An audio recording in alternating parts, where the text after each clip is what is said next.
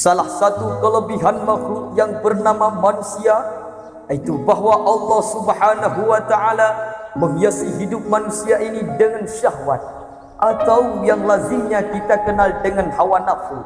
Inilah tenaga yang merupakan daya dorong yang melahirkan dinamika dalam kehidupan manusia, yang menyebabkan terus-menerus terjadinya perkembangan dalam sejarah kehidupan manusia.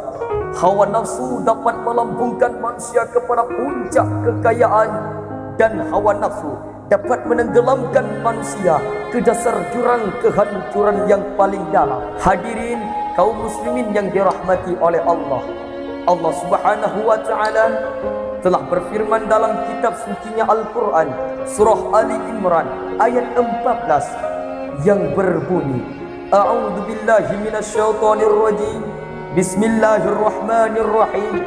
Zuyina linnasi hubbus syahawati minan nisa'i wal banin wal qanatiril muqantarati minaz zahabi wal fiddah wal khailil musawwamati wal an'ami wal harth.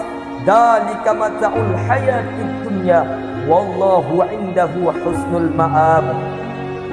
Hadirin, mari kita memperhatikan ayat tadi lebih mendekat lagi.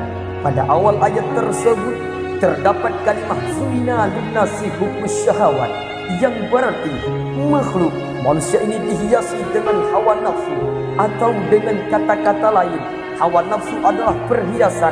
Manusia tanpa hawa nafsu sama saja dengan orang yang tidak berhias, monoton, tidak mempunyai perkembangan dalam gerak-gerik kehidupannya.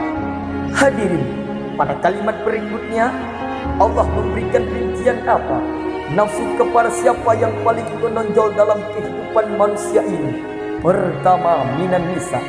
Hawa nafsu kepada perempuan ini tentunya ditujukan kepada lelaki.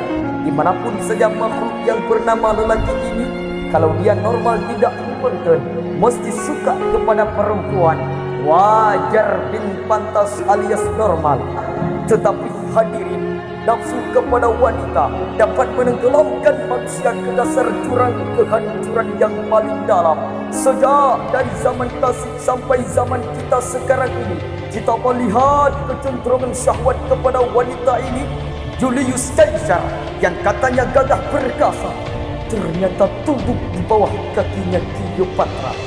Napoleon singa daratan Eropa, luas kekuasaannya, gagah perkasa tentaranya, ternyata kepada siapa dia tunduk? Di bawah kakinya Margaret Thatcher. Kita melihat di Jepang betapa Menteri UNO didesak mengundurkan diri dari jabatannya karena terlibat skandal dengan geisha. Kita juga melihat di Amerika betapa Senator Gary Hart dari Partai Demokrat, masih muda, jenius, diharapkan masa depan Amerika lahir di tangannya, terpaksa mengundurkan diri dari jabatannya karena terlibat skandal dengan donor rights. Kita juga dapat menyaksikan betapa parlemen dan kabinet di Inggris sempat pernah geger oleh karena skandal dengan Pamela Pardes, pelacur kelas kakap yang melanglang buana mencari sasaran kakap. Inilah semua kejatuhan yang diakibatkan oleh hubbus syahawat minan nisa.